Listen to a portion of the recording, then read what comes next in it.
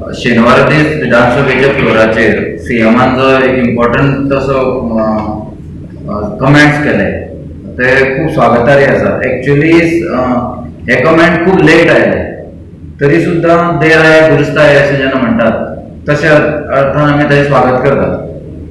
एक आशिल्लो की नवसो सावंताक डॉक्टर नवसो सावंताक ज्याचे करप्शनचे आरोप आसा ताका थंय रिइन्स्टेट करपाचो न्ही असो एक स्टेटमेंट आशिल्लो.